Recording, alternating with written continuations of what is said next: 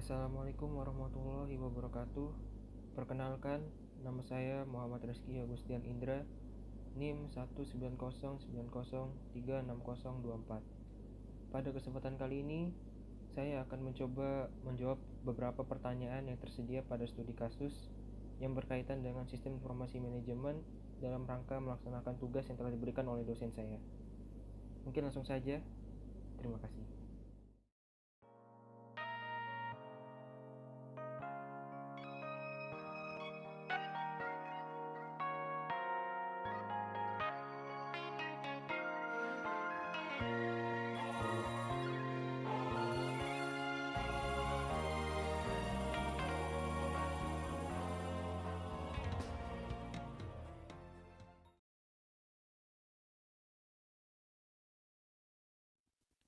Mungkin untuk sedikit intro, jadi bisnis pada saat ini itu banyak berjalan pada internet.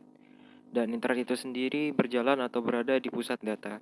Pusat data sendiri ini hampir melakoni setiap aspek dari banyak bisnis itu sendiri, terutama bisnis dengan kehadiran online yang signifikan seperti Facebook, Google, dan juga eBay. Oke, jadi langsung ke pertanyaan pertama.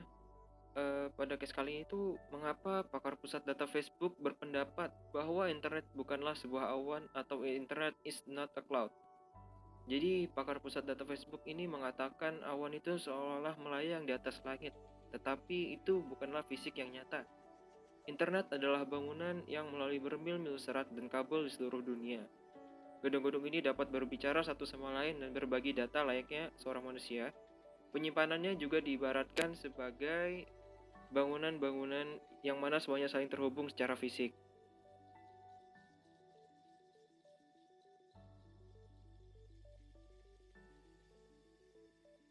Untuk permasalahan kali ini, Facebook sendiri telah membangun sebuah fasilitas pusat data di Oregon, North Carolina, dan juga Iowa. Facebook memilih lokasi-lokasi yang memungkinkan mereka untuk menggunakan faktor lingkungan, seperti faktor iklim yang dingin dan sebagainya, untuk mengurangi biaya pendinginan komputer pusat data ini.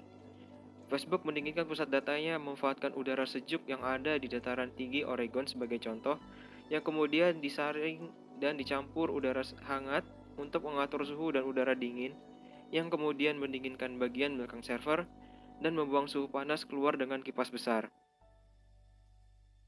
Pertanyaan ketiga, jelaskan 5 metode yang direkomendasikan oleh Google untuk mengurangi konsumsi daya. Jadi yang pertama itu adalah mengukur parameter efisiensi power yang ada.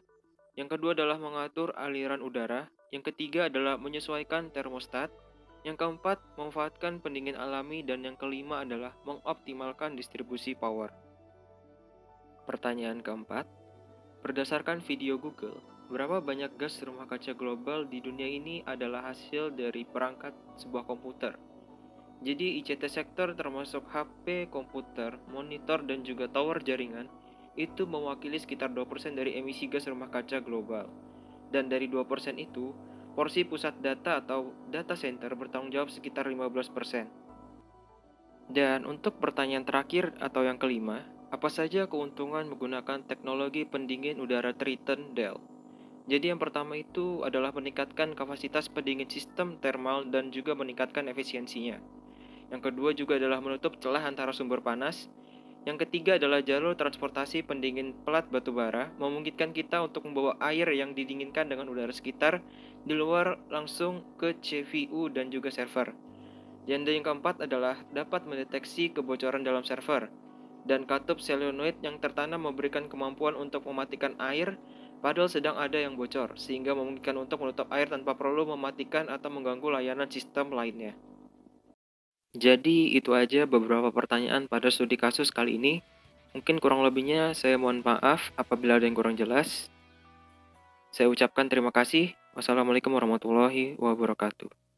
See you next time.